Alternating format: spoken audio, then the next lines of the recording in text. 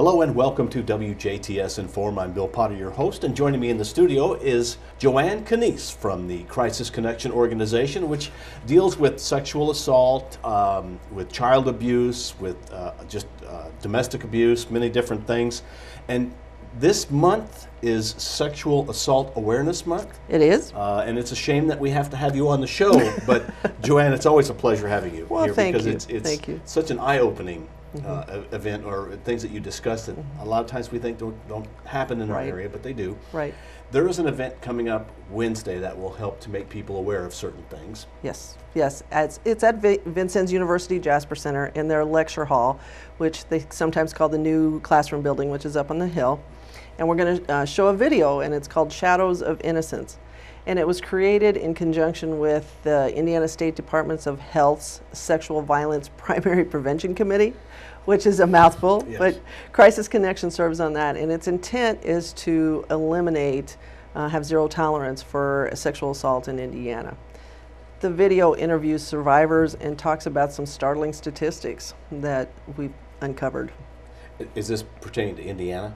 Yes, it is pertaining strictly to Indiana. Now, they in the video, they show some states that have done some amazing work in this regard. But the sad statistics, Bill, Indiana is the second worst in the nation for high school girls, grade 9 through 12, of sexual assault. Second worst in the nation. Really? Yeah. I'm very proud to be a Hoosier, but that statistic just shakes me to the core. Because we're talking high school, we're not talking college. Right. We're talking high school. High school girls. So what I like to think, you know, that's somebody's daughter, that's somebody's niece, you know, that's somebody's sister. And, you know, this time of year I get calls from a lot of places, which I'm very grateful for, to talk to kids about what to prepare for after graduation, because that's quickly approaching, which is great. But many times they want me to tell the girls, well, make sure you look in the back seat, make sure you are careful when you get home, make sure you watch your drink, all those things. And all of those things are definitely important, and we should know about personal protection. But when I started working at the Crisis Connection, I got to thinking about myself personally. And I remember telling girls that I knew when they left for college, or you know, even in high school, got their license, that type of thing, to do all those things. But you know what? I never told my nephews, you know, don't assault anyone, you know, don't harm anyone. That's not okay. You must have consent, because we'd all like to assume not our folks, right? Not our people would be the, you know, the rapists that would do that. The reality is that 80 to 90% of the time, the victim knows their assailant. So there, it's somebody's son, you know, somebody's nephew, somebody's that. So we need to talk to both genders, and we need leadership from men and women in saying, look, this isn't okay. Some people don't even, have never been taught about the age of consent. In Indiana, you have to be 16 to give consent to, you know, and I'm certainly not saying that at 16 you should, but that's the legal age. And so even for adults to have those conversations and to learn the facts surrounding those things can make a huge difference, I think. What defines sexual assault? It could be something pretty simple. I mean, right. I'm sure we know the end result, the most violent for this, but exactly. At what point could at any unwanted touching, you know, it could be something as simple as a kiss. Typically, if that happens, people are not going to report. Typically, it's way beyond that. You know, they're violated their personal space in some way, shape, or form. But it could be. And you know, we struggle with definition of the term, like sexual violence, because we've had people that have been abused and say, well, it wasn't violent. You know, I just didn't want it. But in our mind, in my mind, that would still be violence, because you know, committed a crime against someone. But so even the terminology is something we need to speak up and speak out about and discuss and understand. Look at our policies. You know, what are our company policies? What are our organization policies? What are our practices? What do we believe to be true? You know, bless some folks' hearts, you know, they'll tell me, well, she shouldn't have dressed like that. You know, she was asking for it. Well, I understand there's consequences based on how you look and act, sometimes totally unfair, but people pass judgment. But certainly I don't think we should be a victim of crime based on what someone wore, you know. We were talking before we went on air, and I think Steubenville, Ohio would be something for all of us to look. And if you're not familiar with that case, they recently, they must have an awesome football program, won 9 state championships, small town from what I understand. But the high school kids decided to have an underage drinking party. And parents said, well, you know, if you just drink at our house, you know, you'll be safe, just don't drive, that type of thing. So unfortunately, one girl absolutely drank too much and became incapacitated, and 2 of the players sexually assaulted her. And what's even more phenomenal about the case is the part that social media played in that. I was looking at the report by ABC News, and how the girl found out she was attacked is because she saw the videotape, you know, online, because kids took out their cell phones and recorded it.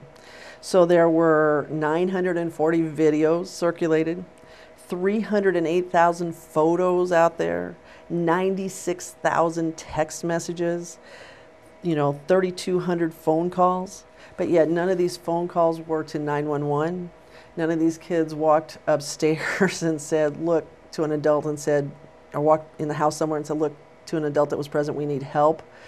So I think we just need to really examine and take a really hard critical look at some of the things that we may think are acceptable when indeed put minors, children, in harm's way. It's a phenomenal amount of numbers from one incident that Right. you're talking about. And I think sometimes we don't realize now with social media how much more explosive things can be. Right. Right. And it is a shame that nobody stepped forward. At some point, Right. somebody should have Right. said, this isn't right. Right. I would like to think that someone here would do that, but I bet if I talked to people in Steubenville, Ohio, they would have thought someone would do that too. And I'm not, you know, I just think it's a good life lesson that, at their expense, that we can all learn, you know. So, you know, I used to tell kids, or my mom used to tell me, you know, parents will find out. Well, with social media, not only are your parents going to find out, but the Yes. entire world. So future employers and, you know, future prosecutors, because now, not only did the 2 football players, they were prosecuted and they were sentenced to jail, but now the state has taken over the case, and there'll be a lot more people prosecuted because of the social media that was used. So we have kids sexting. I don't know if you've ever heard of that, but they take, you know, partially nudity or, you know, full nude pictures, and they'll send them perhaps to their boyfriend or girlfriend, and then that gets passed on. You know, then we got child porn issues, and it's just not okay. So again, we give a lot of informational classes on technology safety, whether it be in cell phone, Facebook, YouTube. It all works together. You know, we serve on the substance abuse councils for that reason, to address the alcohol and those type of issues. And then we also try to work with organizations on character education, you know, and again, we need all the help we can get in that regard. You really are working just to make people aware, because Right. you can't stop things from happening. Right. But you are making people aware, which then eventually will lead to stoppage. And That's our hope. that's why you have these little, Yes, little yes, different yes, things that's here. right, that's right. What are these supposed to be? Paul? Exactly. And again, it's not making light. How can you make light of sexual assault? There's nothing funny about that. But we honestly need men and women to speak up. So we have these little props, and we've had some organizations, they like them, and they can raise the subject, you know, in a little more lighthearted way to have the conversations and let their voice be heard. They take their pictures, you know, sometimes they actually wear them, sometimes they just hold them up. Sometimes they're done 3 words for us. They just take a piece of paper and they write 3 words, and they take their picture and send it to us. And that just generates the conversation. And then they start to think, okay, beyond just speaking up, what can I do? Recently, I know you had the Jasper basketball team on here, Right. because the coaches there have implemented the Coaching Boys into Men program. The baseball team's going to be doing that again. You know, so sports got a bad rap again in Steubenville, Ohio. I would love to see them now. In hindsight, I wish they'd have had Coaching Boys into Men, because just maybe, if a male leader would have talked to them about acceptable behavior, maybe they'd have thought, you If know. somebody would have stepped up Yeah. at that moment, Right. it could have stopped the whole Right, thing. right. You know, it just could make a difference. Well, this film that you're going to show Yes. on Wednesday is just another way that you can bring awareness to people. And so it's great that people who feel the way you do about Crisis Connection support you go and see these, but we also need to get other people there as well. Right, right. You know, and again, I would love to see the auditorium filled with men, because most men are not rapists. Most men are not abusers. And I really need their help. I really need their help, as well as women. But, you know, we have a lot of female support, which I'm totally grateful for. But we need both genders to really look at this issue. So we're showing it 2 different times, one over the noon hour at 11:30, and then we're going to show it again that evening at 6:30. Totally informal, come as you are. You know, if you want to bring your lunch or your dinner that evening, that's fine. WJC is fine with that. And just watch the film and then do some personal insight on, what does this mean? Who do I need to talk to about it? What personal action can I take? No reservations needed. Just show up. Just show up. Okay. Just show up. We'd love to have you. Joanne, thank you very much for coming in. Sure, we got to have you. you come back again. All right. And talk about a topic that really we don't want to talk about, but it's, you know, the key is to make people aware of all the issues that there are with sexual abuse and with any kind of abuse. That's right.